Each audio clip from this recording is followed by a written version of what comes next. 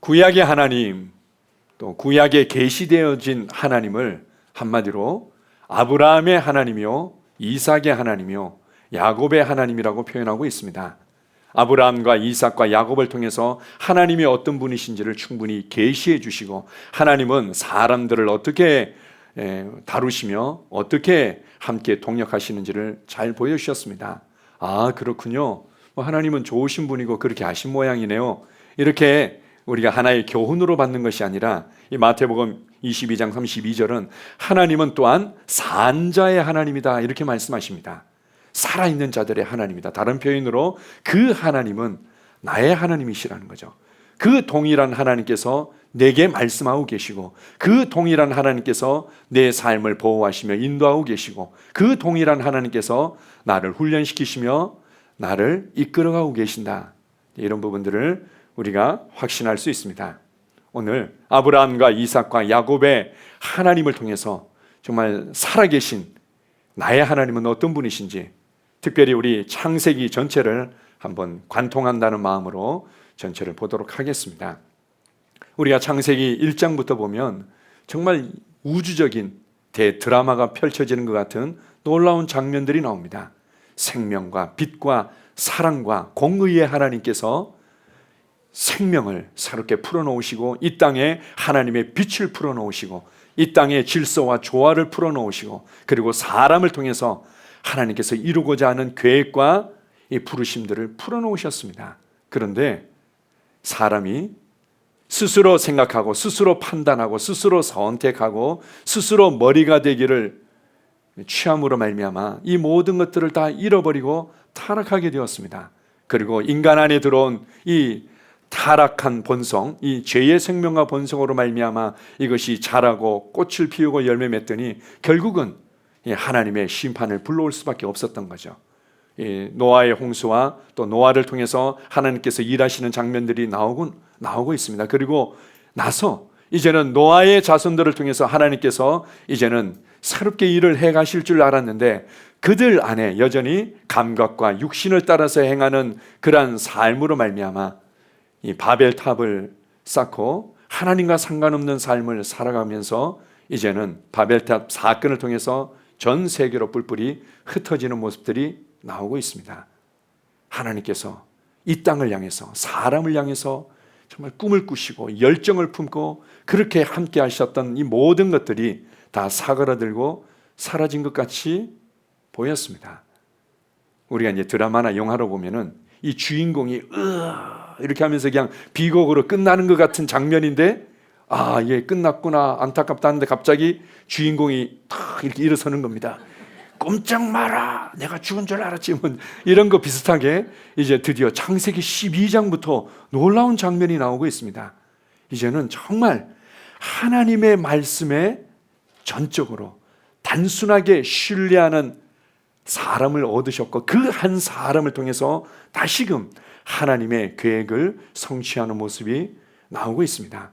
하나님은 환경과 상황이 어떻든 간에 영향을 받지 않으십니다. 제가 일부 예배 때 찬양을 드리는데요, 주님께서 저한테 다시 한번 그런 감동을 주시는 거예요. 그렇지, 하나님이 환경과 상황에 영향을 받을 수가 없고 사람들에게 영향을 받을 수밖에 없는 분이시구나. 왜냐하면 그분은 영원이시고 영원하신 하나님이죠. 그냥 그분은 영원이시고 영원하신 하나님이십니다. 환경과 상황이 하나님의 마음을 우울하게 만들고 그것 때문에 불안해하도록 만들 수가 없는 거죠. 하나님은 이 땅을 향한, 사람을 향한 하나님의 계획을 그대로 이루어 가시는 분입니다. 우리 창세기 12장 1절부터 4절까지 한번 읽어보겠습니다. 여호와께서 아브라함에게 이르시되 너는 너의 고향과 친척과 아버지의 집을 떠나 내가 네게 보여줄 땅으로 가라. 내가 너로 큰 민족을 이루고 네게 복을 주어 내 이름을 창대하게 하리니 너는 복이 될지라. 땅의 모든 족속이 너로 말미암아 복을 얻을 것이니라 하신지라. 이에 아브라함이 여호와의 말씀을 따라갔고 롯도 그와 함께 갔으며 아브라함이 하란을 떠날 때에 75세였더라. 나의 하나님은 어떤 하나님이신가? 아브라함을 통해서 주님께서 새로운 꿈을, 새로운 열정을 넣어주십니다. 우리 복에 대해서 얘기를 하면 우리는 내 삶이 좀 더 좋아지는 거, 문제가 해결되고 예전보다 잘 살게 되는 거, 하나님을 믿으면 그렇게 될 텐데요, 난 그래서 열심히 교회 생활 하려고 해요, 예수님 한번 제대로 믿어보려고 해요, 이렇게 생각합니다. 그런데 하나님은 우리에게 그러한 내 삶의 문제가 조금 해결되고 개선되는 그림이 아니라 하나님이 가지고 계신 이 그림들을 넣어주기를 원하시는 겁니다. 아브라함아, 나는 네가 네 가족에 집중되어 있고, 그리고 네 집안에 집중되어 있고, 네가 할 수 있는 그 역량에 집중되어 있는 그 그림에 복주는 수준이 아니라 나는 너를 통해서 인류를 향한 이 원대한 구원의 계획이 나타나도록 하고 너를 통해서 천하 만민이 복을 받도록 하길 원해. 하나님 수준의 이 그림들, 하나님 수준의 부르심을 넣어주고 그리고 거기에 단순하게 반응하기를 주님은 기대하셨던 겁니다. 천하 만민이 너를 통해 복을 받게 될 것이다. 우리가 이제 이런 얘기들을 우리가 들었다면, 하나님, 너무 감사해요. 그런데요, 저는 저희 집안에서요, 굉장히 좀 인정도 못 받는 사람이고요, 저는 실력도 없고요, 저는 경험도 없고요, 저는 자격증도 너무나 부족하고요, 저도 인맥도 없고요, 그 다음에 저도 신앙생활한 지 얼마 되지도 않고요. 항상 우리는 내 중심으로 이 모든 그림들을 그려갑니다. 네, 아브라함이 믿음의 조상이 되고 아브라함의 위대함이 있었다면, 아브라함이 상상할 수 있는 것을 아예 어마어마하게 뛰어넘는 그림을 하나님께서 말씀하실 때 아브라함은 네, 하나님 라고 그냥 따라갔던 겁니다. 뒤에 보면은 4절에 이렇게 말합니다. 이에 아브라함이 여호와의 말씀을 따라갔다. 여호와의 말씀을 그냥 단순하게 받아들이고, 그래요? 알겠습니다. 그럼 하나님께서 나를 통해서 그렇게 하도록 내가 열어드리겠습니다. 그냥 그 말씀을 가지고는 갈 바를 알지 못하고 발을 내디뎠던 것입니다. 자, 창세기 15장 5절 6절도 같이 보시겠습니다. 그를 이끌고 밖으로 나가 이르시되 하늘을 우러러 무별을 셀 수 있나 보라. 또 그에게 이르시되 내 자손이 이와 같으리라. 아브라함이 여호와를 믿으니 여호와께서 이를 그의 의로 여기시고. 당시에 아브라함이 살던 곳에서 멀리 떨어지지 않은 곳에 소돔과 고모라가 있었고, 이 조카 롯이 그곳에서 살고 있었습니다. 어떻게 이제 너무 거창한 표현이겠지만 국제 정세까지는 아니더라도 지역 정세에 의해서 그돌라 오멜 동맹군이 배신했다고 해서 쳐들어와서 소돔과 고모라에 있는 많은 백성들과 그리고는 그 사람들을 사로잡아가고 롯도 사로잡아간 거죠.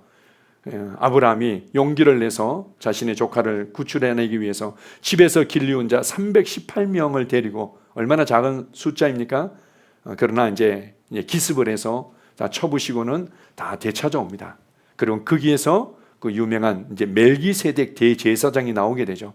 멜기세덱이 축복하는 장면이 나오고 아브라함이 11조를 드리는 장면이 나오고, 그리고는 모든 것들이 다 그냥 화평하게 다 잠잠히 끝났습니다. 그런데 아브라함이 생각해 보니까요, 대패했다 하더라도 얘네들이 그냥 철치부심하면서 다시금 연합군을 만들어서 그냥 작정하고 쳐들어온다면 자기네들은 기껏해야 그냥 약간 큰 규모의 어떤 족속 정도 되는데 다시금 그냥 멸절을 당할 수 있는 상황이었던 거죠. 아브라함이 정신 차리고 나니까 이 자꾸 두려움이 엄습하는 그런 것들을 보여주고 있습니다. 왜냐하면 15장 1절에서 하나님께서 환상 가운데 나타나서 아브라함아 라고는 다른 얘기 하시지 아니하고 맨 먼저 두려워하지 말아라. 내가 너의 방패가 된다. 그렇게 말씀하시면서 내가 너의 큰 보상이며 상급이다. 이렇게 말씀하시죠. 그러고 나서 이제 하나님께서 아브라함이 가지고 있었던 그 자신의 실제적인 어떤 연약함, 부족함들에 대해서 눈을 돌릴 때 아브라함을 밖으로 끌어내서 그것을 보는 것이 아니라 여기를 봐라. 하늘의 별을 봐라. 너의 자손이 이와 같이 많아지게 될 것이다. 참 재미있지 않습니까? 아까 우리 봤던 창세기 12장 4절을 보게 되면요, 하나님께서 아브라함에게 일하시고 아브라함이 그 말씀을 따라갔다는 것들이 결코 쉬운 일이 아니라는 것을 아예 이렇게 표현하고 있습니다. 그때에 그의 나이가 75세였더라. 우리가 이제 이렇게 생각한다면 좀 더 이해할 수도 있을 것 같습니다. 아브라함의 나이가 30대였더라. 20대였더라. 그럼 뭔가 해볼만 하겠죠?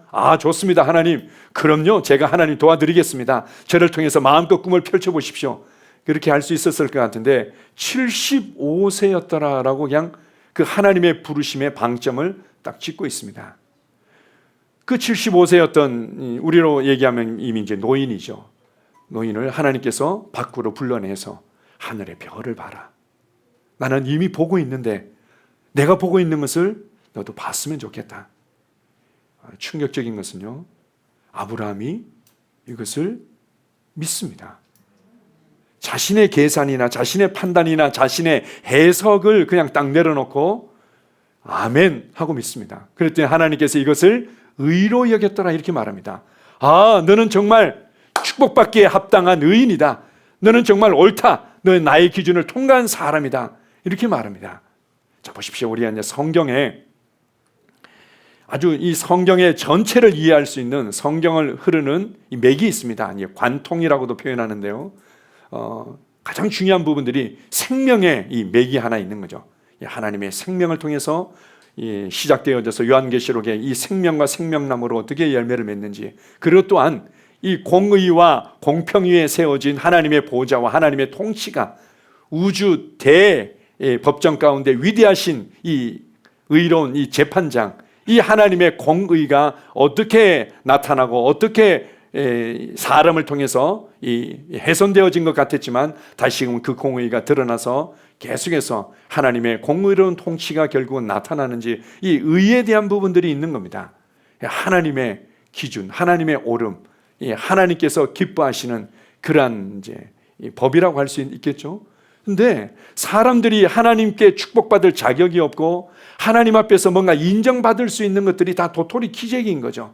그냥 도토리 애들끼리 보면은 누가 더 크냐, 누가 더 힘이 세냐 보면 어른들이 보면 웃기죠. 할아버지 할머니가 보면은 일부러 또 싸움을 붙이기도 하죠. 야, 네가 더 센 것 같은데 네가 한번 해봐.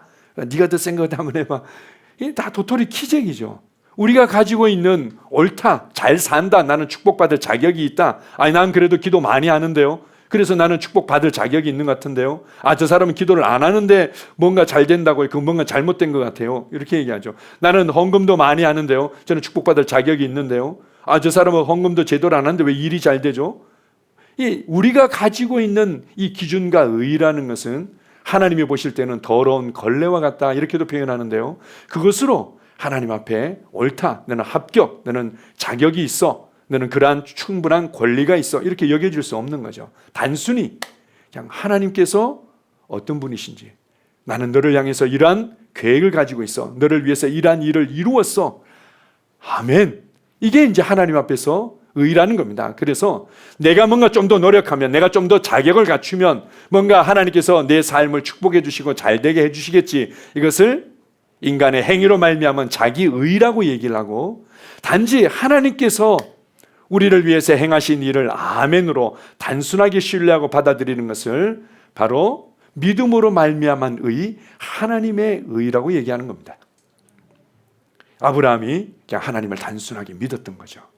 아, 하나님이 그렇게 하시겠다고 작정하셨다면 아멘입니다. 그래서 하나님은 우리에게 하나님이 가지고 계신 그림들을 넣어주기를 원하시는 분입니다. 그리고 그것에 대한 단순한 신뢰를 붙잡도록 도와주시는 분이죠. 아브라함에게 처음 말씀하셨던 것이 아니었습니다. 갈대아 우르에 있을 때 하나님께서 나타나셔서 말씀하셨을 때 아브라함이 자꾸 머뭇거렸던 거죠. 아, 제가 하나님의 말씀은 알겠는데요, 저를 위한 이 위대한 계획이 뭔지 모르지만 일단 대단하고 좋은 것인 것을 알겠는데요, 아, 제가 우리 부모님도 챙겨야 되고 우리 가족도 챙겨야 되고, 아, 이렇게 머뭇거리고 있는 사이에 어떤 연유에 있었는지 아브라함의 형제인 하란이 거기서 죽게 됩니다. 그랬더니 아마 신의 음성에 반응하지 않아서 그랬나 이러면서 이제 이 데라 아버지가 그냥 화들짝 놀래가지고는 거기서 길을 떠나게 됩니다. 아, 그래, 일단 출발하자 이렇게 해가지고는 이제 데라를 중심으로 해서 데라가 주도해서 이 아브라함의 가족들이 출발하게 됩니다. 가다가 뭐 어디까지 어떻게 가라는 얘기하다가 이 하란이라는 도시에 도착하게 됩니다. 아들이었던 그 하란이라는 그 아들의 이름 때문이었는지 하란이라는 지역에 이제 정착하게 됩니다. 하나님께서 하나님의 꿈을 붙들고 하나님의 말씀의 믿음으로 반응하지 못할 때는 그가 그것을 내려놓을 때까지 하나님은 제한받고 기다릴 수밖에 없었던 겁니다. 그래서 데라가 죽을 때까지 하나님은 기다렸던 거죠. 데라가 죽고 났을 때 드디어 창세기 12장에서 하나님께서 아브라함에게 두 번째 나타나서 말씀하는 겁니다. 너의 고향과 친척을 떠날 뿐만 아니라 너의 아비 집을 떠나라. 그렇게 해서 나머지 데라에게 속했던 그 아비 집에 속한 자들은 하란에 남고 드디어 이제 아브라함과 그리고 조카 롯이 따라서 나서게 되는 거죠.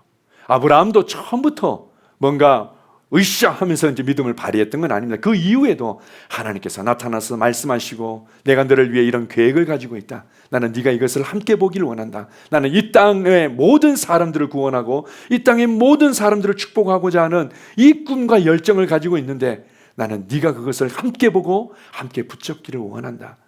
아브라함이 그게 얼마나 큰 그림인지 어떻게 이루어질지를 몰랐지만 아브라함은 믿었던 거죠. 하나님의 일하심은 이렇게 시작되는 겁니다. 여러분들이 뭔가 느껴지지 않고 또 여러분이 내 삶을 간수하기도 정말 충분하지 않은 것 같고 뭐가 이게 부족한 것 같은데 하나님은 그런 부분들 결국은 우리가 한 걸음 한 걸음 실제적으로 우리의 삶을 다루어 가는 부분들이 있지만 무엇보다도 먼저 하나님께서 보시는 것들을 보기를 원합니다. 하나님께서 교회를 향해서 어떤 그림을 가지고 계신지, 하나님께서 이 한국 땅에서 어떤 일을 하고 싶어 하시는지, 하나님께서 이 세계 가운데 어떤 이 복음의 능력과 영향력을 나타내기를 원하시는지, 한 사람 한 사람의 가정과 집안 가운데 주님께서 어떤 계획을 가지고 일하고 계신지 이런 것들을 함께 바라봐주고 함께 꿈을 꾸면서 신뢰할 사람들을 주님은 원하시는 겁니다. 아브라함의 그 하나님은 나의 하나님입니다. 두 번째, 우리 이삭의 하나님이 어떻게 나타나는지 한번 보겠습니다. 창세기 22장 2절에서 3절입니다. 여호와께서 이르시되 내 아들 내 사랑하는 독자 이삭을 데리고 모리아 땅으로 가서 내가 네게 일러준 한 산 거기서 그를 번제로 드리라. 아브라함이 아침에 일찍 일어나 나귀에 안장을 지우고 두 종과 그의 아들 이삭을 데리고 번제에 쓸 나무를 쪼개어 가지고 떠나 하나님이 자기에게 일러주신 곳으로 가더니, 우리가 잘 알고 있습니다. 드디어 아브라함이 100세가 되어서 낳은 이 독자 이삭을 얻게 됩니다. 100세가 되어서 아들을 얻었는데 얼마나 애지중지하며 얼마나 삶의 낙이며 기쁨으로 누리면서 애를 키웠겠습니까? 그때 하나님께서 이삭을 바치라고 얘기를 하죠. 말도 안 되는 일이고 상상하기도 어려운 상황이었는데 우리 로마서 4장에서 아브라함이 어떻게 믿음을 발휘하는지를 잘 가르쳐 줍니다. 아브라함이 그냥 단순히 하나님을 바라보고 하나님의 말씀에 경청했더니 하나님을 신뢰하는 믿음이 확 세워진 거죠. 아, 하나님은 없는 것을 있는 것으로 불러내는 창조의 하나님이시구나. 아, 그리고 하나님은 죽은 것을 살려내시는 부활의 하나님이요 생명의 하나님이시구나 라는 믿음이 그의 안에 확 들어갔던 겁니다. 그 시대 때 신을, 하나님을 그렇게 이해한 사람들은 없었던 거죠. 아브라함이 하나님을 창조와 부활과 생명의 하나님으로 완전히 신뢰했고 완전히 그의 자신을 맡겼던 겁니다. 어차피 하나님께서 내게 은혜로 선물로 주신 것이라면, 그리고 이 모든 것들이 하나님께 속한 것이라면 나는 하나님의 말씀에 나는 전적으로 신뢰하겠습니다. 설사 내가 모든 것을 잃어버린다 하더라도, 모든 것이 내 눈앞에서 사라진 것 같을지라도 하나님은 새 일을 행하실 것입니다. 그에 대해서 그는 단순하게 반응했던 거죠. 이삭의 편에 있어서도 마찬가지였습니다. 이삭에 있어서도 자신은 아브라함을 전적으로 신뢰했다고 볼 수 있습니다.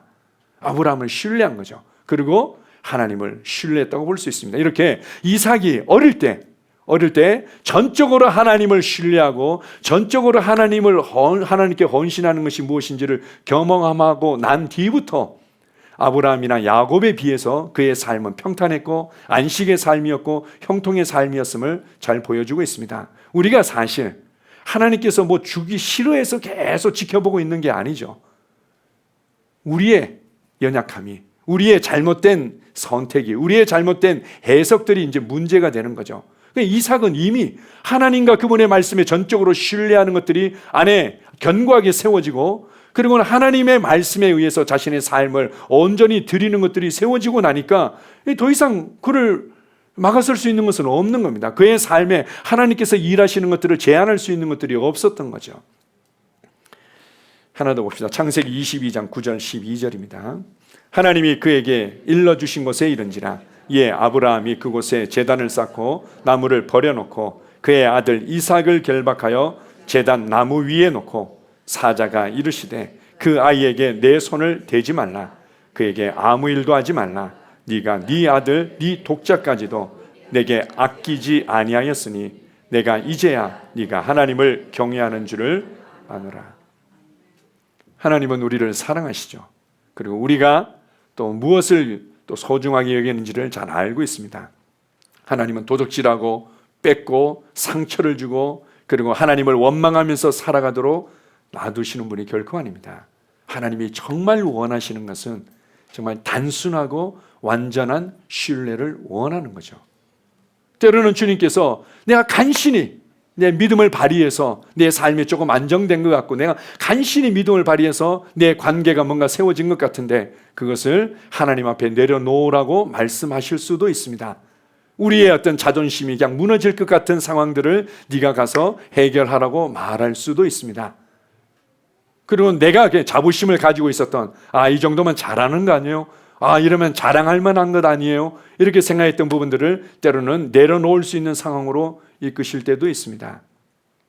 내가 생각할 때는 이것은 포기할 수 없고 타협할 수 없는 거예요 라는 부분에 있어서 주님께서 내려놓고 단순하고 온전하게 신뢰하라고 또 우리에게 말씀하실 수도 있습니다. 그때 여러분이 주님 앞에 말씀을 신뢰함으로 발을 내디딜 때 주님께서 이제야 네가 하나님을 경외하는 줄을 안다 이렇게 말합니다. 하나님께서 아브라함의 중심에 있는 것을 몰랐을까요? 알았죠. 그러나 천사들과 마귀와 피조물 앞에서 그것이 나타나고 드러나고 자랑하기를 주님은 원하셨던 겁니다. 우리의 단순한 신뢰와 헌신들이 이렇게 드러나고 나타날 때 하나님께서는 마음껏 그 축복들을 풀어내시는 것들을 알게 됩니다. 드디어 창세기 12장에서 선포했던 그 축복들이 천하 만민이 복을 얻겠다는 그 축복을 이 사건 이후에 창세기 22장 그 끝에 가면 이렇게 말하면 드디어 너의 씨에 대해서 언급하며 내 씨가 대적의 성문을 얻게 될 것이다. 예수 그리스도를 통해서 어떻게 마귀와 마귀의 일들이 멸하여질 것인지에 대한 이 그림자와 예표의 예언들을 주님께서 조금 더 구체적으로 선포해 주는 장면들이 나오고 있습니다. 너의 씨가 대적의 성문을 취하게 될 것이다. 하나님은 우리에게 희생을 요구하시는 분이 아닙니다.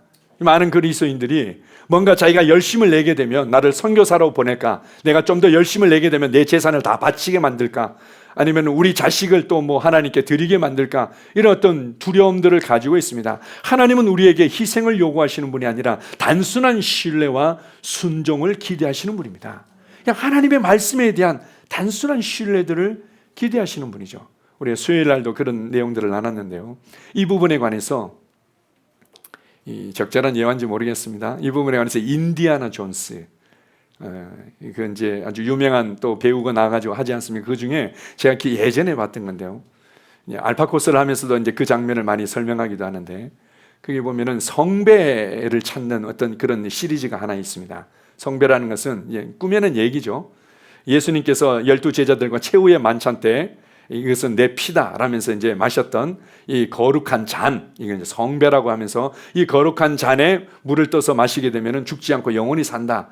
그래서 그 유물이 지금도 보관되어 있다. 어떤 지점에 있다. 해가지고는 이제 인디아나 존스 주인공이 그 힌트를 주는 그 수첩을 발견하고, 그리고 그 힌트를 따라서 왔는데 거기에 또 이제 나쁜 놈들이, 악당들이 추격해가지고는 뒤에서는 네가 가서 찾아와라. 이렇게 하고는 총을 겨누고 있고 빨리 가서 이제 성배를 찾아와야 될 상황이었는데, 이 마지막 힌트가 사자의 머리 위에서 내 믿음을 증명해라. 뭐 이제 이런 힌트였습니다. 그래가지고는 뭐 어떻게 길을 간신히 통과해서 딱 왔는데 보니까 절벽인 거죠. 길이 없는데? 그래가지고 두리번거려서 이렇게 쳐다보니까 위에 사자의 머리가 이렇게 새겨져 있는 겁니다. 이 지점이 맞는 것 같은데? 그러면 사자의 머리에서 내 믿음을 증명하라고? 뭐 어떻게 증명하는 거지? 이제 이 절벽 너머에 뭔가 이렇게 동굴 같은 데가 보이고 저기에 가서 이제 성배를 건질 수 있는 겁니다.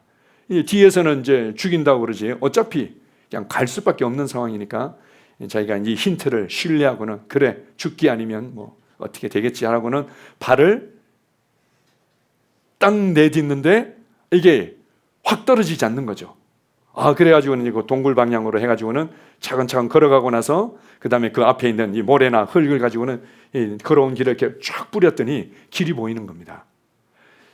어떤 장치를 해놨는지 아니면 어떤 자연의 현상에서였는지 우리의 감각과 우리의 경험에는 보이지 않는 거지만 이 길이 원래 있는 거죠. 그래서 보이지 않지만 사자의 머리에서 내 믿음을 증명해야만 됐던 겁니다. 이것이 그 힌트를 확신했다면, 그리고 내게 또한 힌트를 가르쳐준 사람을 신뢰했다면 그냥 발을 내디뎌야 되는 것이 필요했던 거죠. 마찬가지입니다. 하나님께서 우리에게 희생을 요구하시는 것이 아니라 그냥 하나님과 그분의 말씀에 대한 단순한 신뢰를 원하시는 거예요. 예수님께서 나를 대신하여 나의 모든 죄와 저주를 담당하셔서 이 모든 것으로부터 우리를 자유케 하셨다. 그분이 나의 구원자이실 뿐만 아니라 내 인생의 참된 주인이 되신다. 그것을 그냥 단순히 신뢰하는 겁니다. 그분이 나의 참된 치유자가 되신다. 단순히 신뢰하는 거죠. 그분이 나의 걸음걸음을 인도하시는 참된 목자가 되기 때문에 안식하고 확신하고 신뢰할 수 있는 겁니다. 그것을 그냥 단순하게 받고 거기에 내 자신을 맡기는 거죠. 우리가 헌신하면 뭔가 고생스럽게 그냥 희생하는 것을 자꾸 인식을 하는데, 헌신은 그냥 단순하게 아기가 아빠한테 아빠를 나는 믿어요 라고는 그냥 확 달려들거나 뒤로 그냥 벌떡 넘어지거나, 이게 이제 어떤 면에서는 헌신입니다. 몸을 맡기는 거죠. 하나님은 이렇게 우리에게 순종을 가르쳐 주시는 하나님이시고, 그것을 통해서 네가 정말 하나님을 경외하는 삶이 무엇인지를 이제 붙잡았구나 라고 격려해 주시고 조금 더 구체적으로 우리의 삶을 축복하시며 이끌어 주시는 것들을 알 수 있습니다. 세 번째로 하나님께서 야곱을 통해서 어떻게 계시하시고 어떻게 축복하셨는지를 한번 보겠습니다. 창세기 31장 39절에서 41절입니다. 물려 찢긴 것은 내가 외삼촌에게로 가져가지 아니하고 낮에 도둑을 맞았든지 밤에 도둑을 맞았든지 외삼촌이 그것을 내 손에서 찾았으므로 내가 스스로 그것을 보충하였으며, 내가 이와 같이 낮에는 더위와 밤에는 추위를 무릅쓰고 눈 붙일 겨를도 없이 지냈나이다. 내가 외삼촌의 집에 있는 이 20년 동안 외삼촌의 두 딸을 위하여 14년, 외삼촌의 양떼를 위하여 6년을 외삼촌에게 봉사하였거니와 외삼촌께서 내 품삯을 10번이나 바꾸었으며. 자, 이게 언제 사건인가 하면 이 앞에 배경들이 벌써 20년의 배경이 지나간 거죠. 이 야곱은 욕심이 있었습니다. 야곱의 이름은 움켜쥐는 자라는 뜻이죠. 그는 내가 뭔가 움켜쥐지 않으면, 내가 뭔가 열심히 수고하고 노력하지 않으면 아무것도 얻을 수 없다는 어떤 이런 절박감들을 가지고 태어나서 그 성품 가운데 살았던 겁니다. 그래서 나는 반드시 장자의 축복을 받고 싶어. 장자라는 두 배의 어떤 기업들, 두 배의 어떤 재산과 그 다음에 제사장의 권한과 왕의 권한을 가진 것이 장자의 축복이었던 거죠. 난 그것을 반드시 가질 거야. 그의 기질과 욕심대로 그것을 결국은 취하게 됩니다. 뺏고 나서는 좋았는데 결국은 속여서 빼앗은 것에 대해서는 대가를 지불해야죠. 우리 마찬가지입니다. 우리가 주님 앞에서 잘못했을 때 하나님은 여전히 우리가 한 번도 죄를 짓지 않은 것처럼 여전히 우리를 사랑하시고 우리를 용납하시고 우리에게 함께 하십니다. 그렇지만 내가 잘못되게 해석하고 잘못되게 선택한 것에 대해서는 반드시 문을 열어주게 되어 있고 책임을 지게 되어 있는 거죠. 어쨌든 야곱이 자신이 선택한 것에 대한 이제 책임을 지는 모습으로 이제 자기 삼촌 라반에게로 가게 됩니다. 하나님께서요, 하나님의 뜻을 성취하기 위해서는 우리가 가지고 있는 날 것으로는 할 수가 없는 겁니다. 하나님 수준과 하나님의 무게들을, 하나님의 일하심들을 우리가 가지고 있는 부모로부터 물려받은 기질이나 내가 노력하고 수고한 이 날 것 같은 거 가지고는 그것을 담아낼 수도, 그것에 함께 협력할 수도 없는 겁니다. 반드시 하나님의 성품으로, 하나님의 일하심으로 다루어져야만 하는 거죠. 그래서 야곱의 그 아주 고집스럽고 움켜쥐고 성공하고자 하는 이 고집과 이 신념들을 다시금 하나님의 열정으로, 하나님의 그 단순한 신뢰와 확신으로 다루셔야만 했던 겁니다. 그런데 어떻게 해요? 하나님의 말씀과 성령님의 역사하심에 다루어지지 않으면은 결국은 잘못된 선택으로 말미암아 환경과 사람에 의해서 다루어지게 되어 있습니다. 그것도 특별히 자신의 강한 부분들이 더 강한 사람에 의해서 다루어질 때가 많습니다. 라반은 야곱보다도 이 뛰는 놈 위에 나는 놈이 있다고 보통이 없는 거죠. 14년을 무일푼으로 그냥 부려먹고 나서도 또 6년 동안에 나름대로 열심히 해서 좀 이렇게 부자가 됐는데 그동안에도 부자가 되지 못하고 라반 혼자 부자가 되고 싶어서 품삯을 10번이나 바꾼 겁니다. 야, 내가 실수했다. 전박이들만 네 거 해. 그 다음에 이 전박이들 왜 이렇게 많아지지? 그거 아니다. 취소. 줄무늬들만 네 거 해. 뭐 이런 식으로 10번이나 등쳐먹었다는 거죠. 그런데도 야곱이 어쨌든 뭐 고집스러움, 성실함과 열정과 이런 것들을 통해서 부자가 됩니다. 물론 하나님의 호의와 축복들이 있었던 거죠. 그리고 나서 만약에 이제 저 고향으로 돌아갈래요 이러면은 자신의 처자식들 다 빼앗고 재산도 빼앗을 가능성이 있는 그런 이제 사람이라는 걸 너무나 알았기 때문에 몰래 도망을 친 겁니다. 멀리 이제 도망을 쳤는데 그제서 이제 알고는 라반과 그의 아들들과 친척들이 부랴부랴 이제 다 죽이고 빼앗을 요량으로 쳐들어왔는데 하나님께서 만나기 직전에 나타나셔서 그렇게 하지 못하도록 막으시고 나서 이제 만났을 때 야곱이 이제 큰 소리를 치는 장면입니다. 내가 어떤 불의한 일을 행했습니까? 내가 뭘 외삼촌의 물건을 훔친 것이 있습니까? 라면서 이렇게 얘기하는 겁니다. 아니 낮에 도둑을 맞을 수도 있고 밤에 도둑을 맞을 수도 있는데 그거 다 물어내라 그래서 제가 다 물어냈습니다. 그리고 14년 동안 무일푼으로 일했고 그리고 10번이나 품삯을 그렇게 하는 동안에도 내가 끝까지 성실했음을 알지 못합니까? 이런 장면이 나오죠. 내가 수고하고 내가 노력하고 나의 강점을 통해서 내가 얼마든지 내 인생을 만들 수 있을 것 같지만 야곱 안에서 이제 금이 가기 시작하는 겁니다. 하나님의 보호하심이 없다면 내가 전진할 수 없구나. 하나님의 도우심이 없다면 전진할 수 없구나. 내 삶이 결국 하나님의 계획 안에 있구나. 이런 것들을 조금씩 발견해 가기 시작하는 거죠. 자, 우리가 잘 알고 있는 야복강 나루에서의 이 장면을 한번 읽어보겠습니다. 창세기 32장 26절 27절입니다. 그가 이르되 날이 세려하니 나로 가게 하라. 야곱이 이르되 당신이 내게 축복하지 아니하면 가게 하지 아니하겠나이다. 그 사람이 그에게 이르되 네 이름이 무엇이냐? 그가 이르되 야곱이니이다. 이제 외삼촌 문제는 해결됐으니까 이제는 마음이 그래도 좀 안심이 됐는데 다시 소식이 들려오는 거죠. 에서가 군사 400명을 거느리고 감히 나를 속이고 장자의 축복을 가져가서 그대로 놔둘 수가 없다라고는 그냥 죽일 기세로 이제 온다는 것들을 알고는 낙심이 된 겁니다. 이거 어떻게 해결하나? 나중에 이제는 뇌물을 바치죠. 뇌물을 바치고 그것도 그냥 한꺼번에 바치는 게 아니라 나눠가지고는 뇌물을 바쳤는데도 별로 변화가 없는 것 같으니까 맨 마지막에 자기 혼자 딱 남아가지고는 이제는 고민을 하고 있는 겁니다. 어떻게 해야 되나? 어떻게 해야 되나? 여전히 하나님 앞에서의 어떤 대면하기보다는 계속 머리가 굴러가고 있는 거죠. 그때 뭔가 뿌시럭 소리 인기척이 있는 것 같으니까 딱 붙잡은 겁니다. 아마 야곱 입장에서는 이게 에서가 보낸 자객이지 않았을까? 아마 이런 마음이 들었을 것 같습니다. 딱 붙잡고는 여기서 내가 밀리면 난 죽는구나. 이런 마음으로 이제 밤새도록 씨름을 하는데 드디어 이게 에서가 보낸 사람이 아닐 수도 있겠다. 이런 이제 마음이 들 때쯤 이분이 이제 이렇게 얘기하는 겁니다. 날이 세리하니 나로 가게 하라. 야곱이 한마디 하는 게 야곱은 딴 데 관심이 있는 게 아니죠. 나를 축복해 주지 않으면 갈 수 없습니다. 야곱이 원했던 축복이 다른 것보다도 내가 너를 해치지 않을 거니까 제발 좀 날 좀 놔줘라. 아마 이런 얘기를 듣고 싶었던 거겠죠. 희한하게 이름을 묻습니다. 네 이름이 뭐냐? 야곱의 이름을 알았겠죠. 왜 모릅니까? 다시 한번 야곱 스스로 내가 이러한 인생을 살았고 이것이 내 인생을 정말 계속해서 형통하고 안정되게 만들 수 없다는 것들은 내가 이제야 알겠습니다. 하나님 앞에 내가 1대1로 대면해서 섰더니 이제야 내가 알겠습니다. 이런 어떤 입장이었겠죠. 내 이름은 야곱입니다. 나는 움켜쥐는 자였고 움켜쥐는 삶을 통해서 여기까지 왔지만 결국 하나님이 아니면 안 되는 것을 내가 이제야 알았습니다. 그때 하나님께서 이 여호와의 사자죠. 그의 이름을 이스라엘이라고 해주죠. 이스라엘이라고. 엘은 히브리어로 하나님이라는 의미입니다. 그래서 우리 엘 샤다이 하면은 전능하신 하나님 이런 의미를 쓰이죠. 그래서 이스라엘, 하나님과 겨루어 이겼다.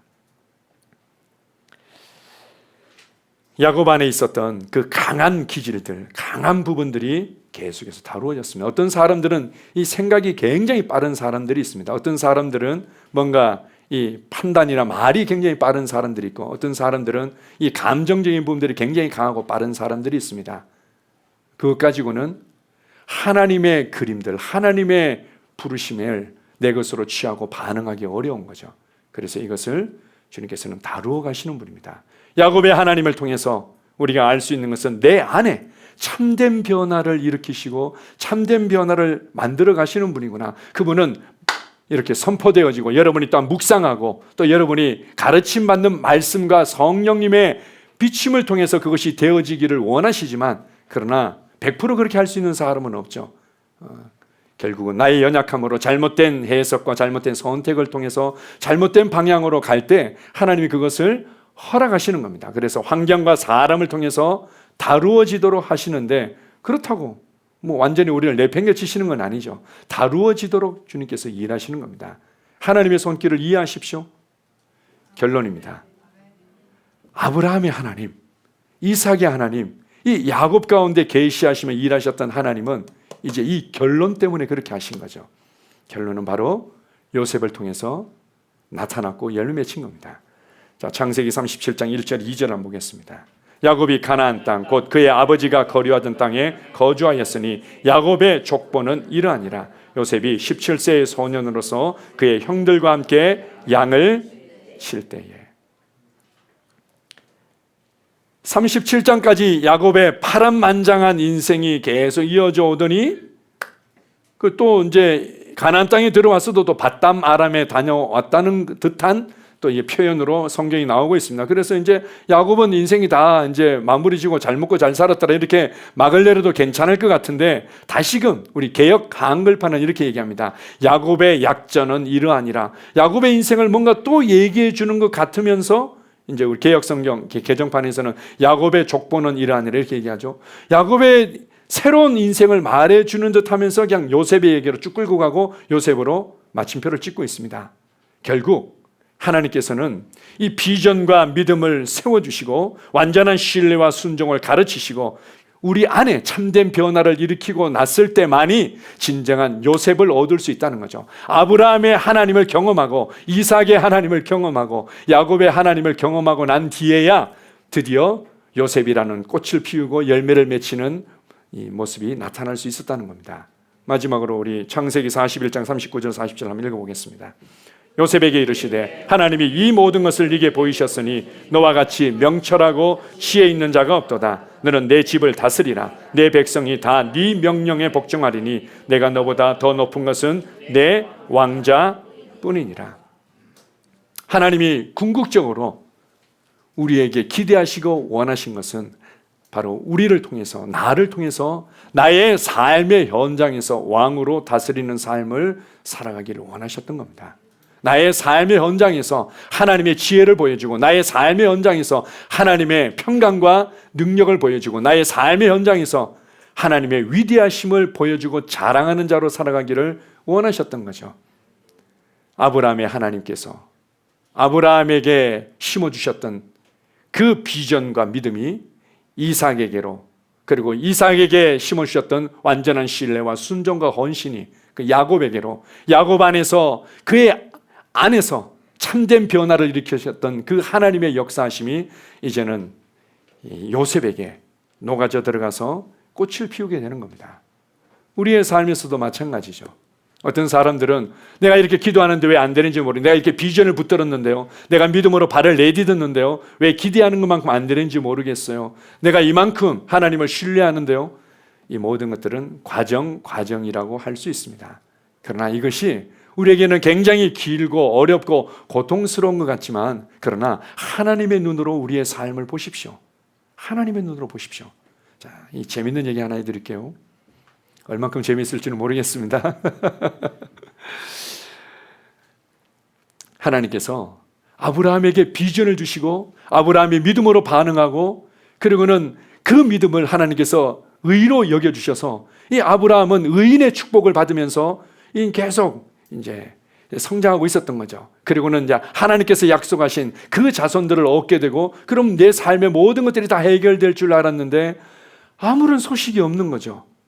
그러니까 이제 사라가 견디다 못해 쓰러질 때 이제 야곱에게 인간의 지혜와 조언을 주는 겁니다. 아, 하나님께서 나를 통해서가 아니라 어쨌든 당신을 통해서 이루어지는 거 아니겠어? 그러니까 우리 애굽의 여종 하갈을 통해서 그냥 씨를 얻으면 되지 않겠냐고, 이렇게 하면서 이제 하갈을 통해서 이스마엘을 낳게 됩니다.